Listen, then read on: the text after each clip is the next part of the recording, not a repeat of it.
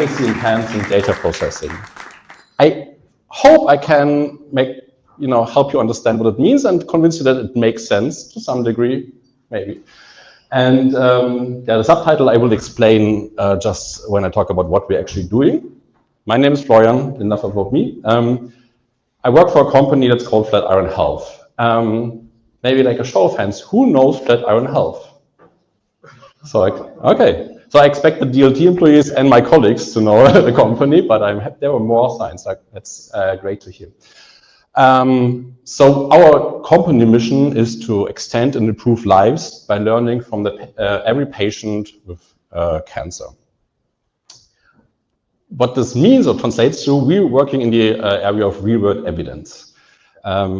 Before I worked for Flatiron, I did not know what this means, so I assume that nobody else knows, so I will just explain that. The idea of real-world evidence is that you take data out of operational hospital practice systems and make this data available to research. That's like one of those problems in computer science that you can explain in one sentence. It's really hard to do, trust me, it's really hard. Especially in Germany, it's really hard to do. And why you want to do this, I guess there are many, many reasons. It sounds like a good idea in the first place, but second of all, we're focusing on oncology, and the development of cancer drugs is very, very expensive. So hundreds of millions up to billion euros or dollars. And a lot of factors make this expensive. Data is one of them, right? And with real-world evidence, you can replace a lot, not all, but a lot of clinical trials. You can, it saves costs for drug development and makes it faster.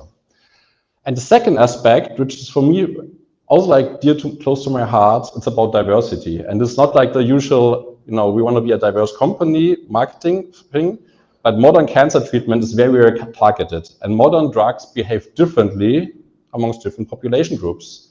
And basically to have a diverse set of data, it's very hard to do with clinical trials, right? Because you have always a lot of bias. And that's the second reason why real-world evidence matters a lot and also gets more and more traction. So we're dealing with real-world oncology data, and we do this in 4 countries. So Flatiron is originally a US-based company that exists since 15 years there, and 5 years ago, Flatiron expanded to Europe and Asia. So we have offices now in Germany, in Berlin, thanks to Brexit, also in London, and also in Tokyo. And what this basically means is, which is more relevant to talk now, is that we're dealing with oncology data, so we have really complicated data models. The pipelines I built before was basically counting clicks, right, on that level, right? So it's a lot of data, but easy to understand. Here's the opposite, right? I mean, we're talking about patient data. It's not big data in that sense, right? We maybe have hundreds of gigabytes, but it's not petabytes of data.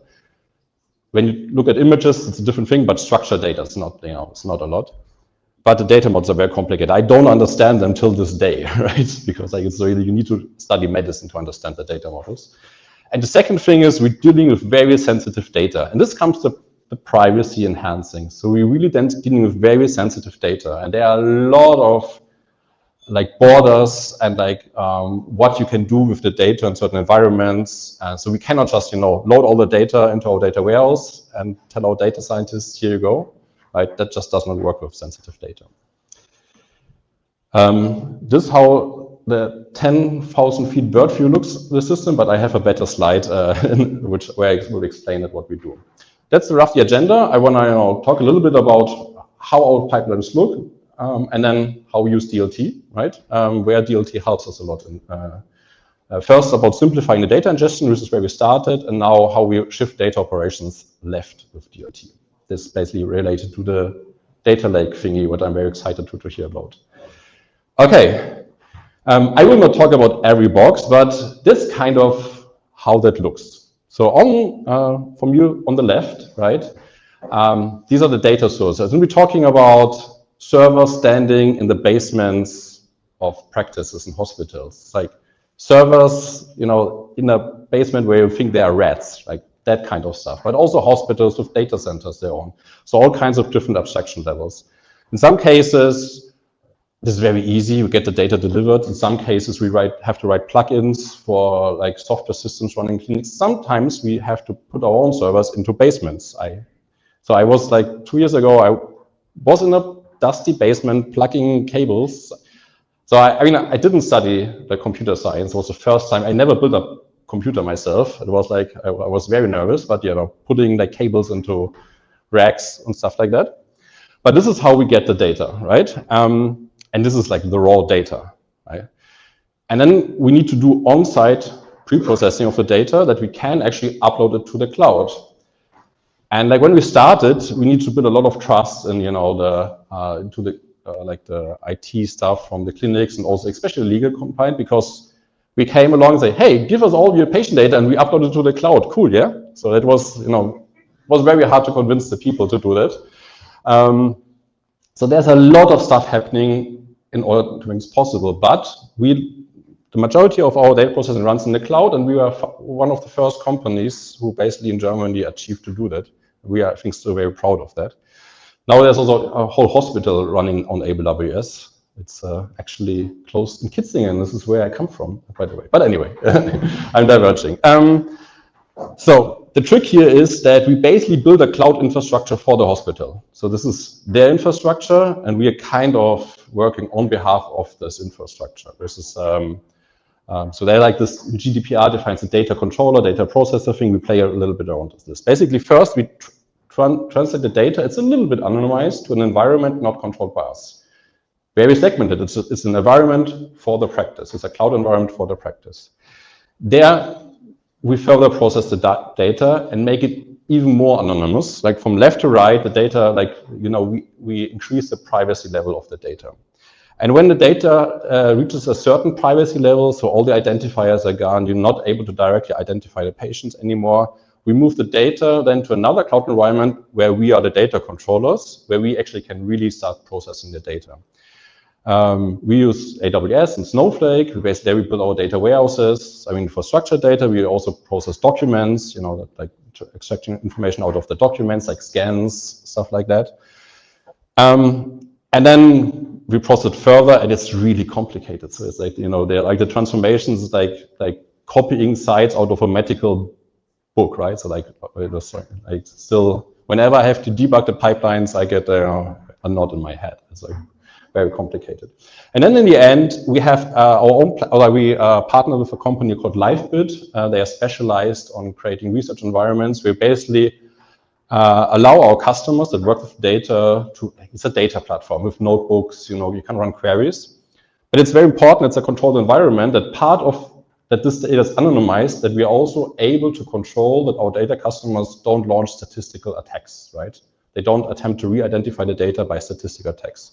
So everything has to happen in very tightly controlled environments, which makes some things very challenging. So sometimes, when we have motivated young engineers who want to, can I use LLM? And like, no, right? So it's like feeling like saying no to my son all the time. So so DLT. So this is now true for Germany. We have many data pipelines, and in Germany, I was actually the first engineer. I did not know that when I signed the contract, to be honest, but I was actually the first engineer. So when I started in Germany, there was an empty AWS account, and I started building everything. And we need to be very fast. We didn't know how it can work, so we didn't. We need to really react fast to to different legal regulations and feedback from the lawyers. So we need to be very iterative, right? Agile. So meaning simple, right? So basically, no big investment in infrastructure. Simple. We chose dbt for building our data pipelines, and basically for processing, use ECS, SageMaker, things like that.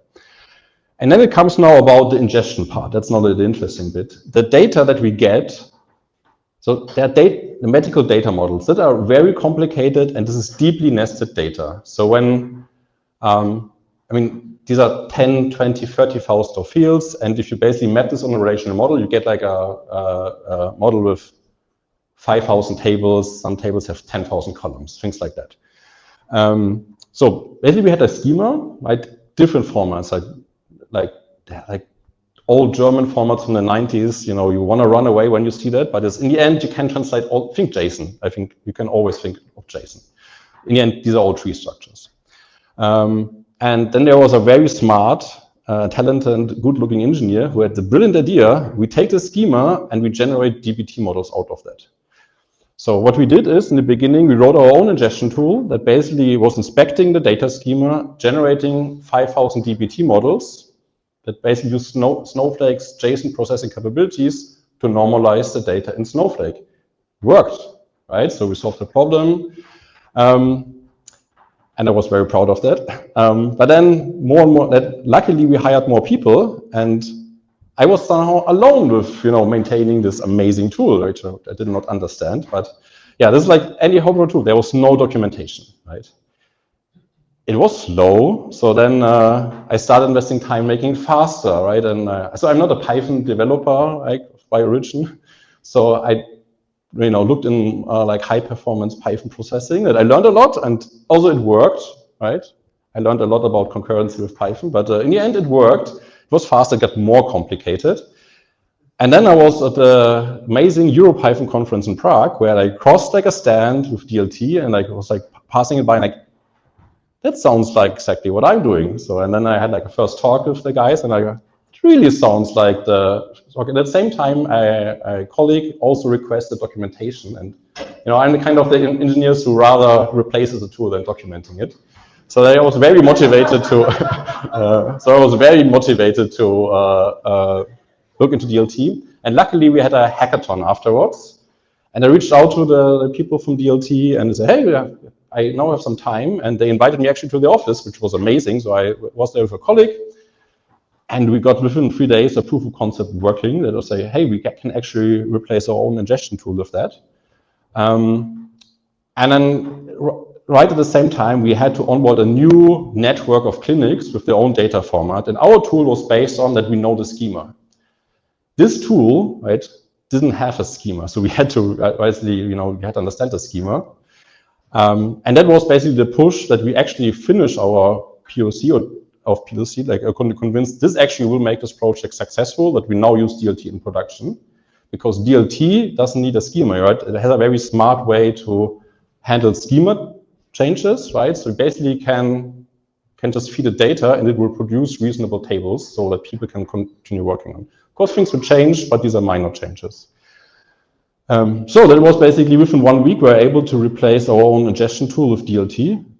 The tables looked a little bit different, but that was like minor adjustments. And with that, I was very happy. So basically, I didn't have to document anything. It had the same functionality. And of course, like now you have a well-documented tool. That was already a success. But what turned out is what I didn't think about. We were using Snowflake for everything, which Snowflake tells you to do. But you also should reflect on that, because Snowflake is really expensive. So like really expensive. And half of our pipeline, the processing time of our pipelines was actually normalization. And since we're using DBT, there's a worker node running outside of Snowflake that basically starts a DB process, says Snowflake go, right? The worker node is idle and Snowflake does its job and it does it good. But it turned out the DLT is as fast as Snowflake and does the whole compute on the worker node. And since it was 50%, like this normalization was 50% of our pipeline runtime, overnight we cut the cost of all our pipelines by 50%, which is also a great success. And especially, I hate paying so much to Snowflake because it's so overpriced. But yeah, that was also very successful. Yeah, that is basically, and since then DLT is running in production, and we onboarded many sites and with different data formats. I don't have a slide how we can improve stuff, because so far we didn't have any issues, but yeah, maybe I will like. So I should have maybe just created a wish list. So I forgot about that. Okay, so that's basically what we use DLT for. What you want to use DLT to ingest data, right?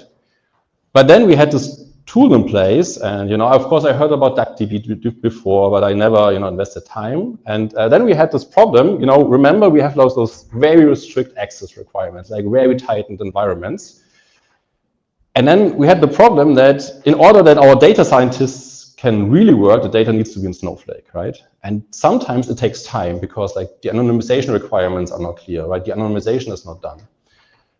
And then we had like the idea that DLT makes it very easy to replace the string snowflake with DuckDB. Let's see what happens. So we basically created our own, so those environments don't have internet access, so we cannot do pip install. So pip installable data lake will not work there, but of course we can do a pip install on our own machine, create a zip file and upload it there. So basically we created our own bundle and installed it there, and it actually works. So you could basically we can build our own small data warehouse with DuckDB, with now data with a lower privacy degree, so the data cannot leave its environments, but people can work with the relational model. So we're able to develop, to a certain extent, our models there, while the integration was not yet done, and could transfer the code that was developed there back to Snowflake. And that was also like speeding up the integration a lot. And this is like also fits very well with a general philosophy that we try to shift left, let's say data operations, and this is it's model development, but also testing. So, and that's the last point. So I now told you what we do, right? And now I'm mentioning what I'm dreaming of. Is for us, the quality of the data is very, very important, right? So it's the data that we deliver needs to be correct, right? It's and we have a lot of also like I think very sophisticated tests, like on a statistical level tests, right? And of course, those tests, we need to express them in our own data model, right? We cannot write those tests in the source data model, right? Because we first need to extract the data, all the medical information, then we can make certain assumptions, our distributions of biomarkers, things like that. And yeah, that is the vision, basically, when we use DLT to transpile those tests back onto tests that run on our source systems like this, that we can shift the tests left. Okay. Thank you so much. You can applaud.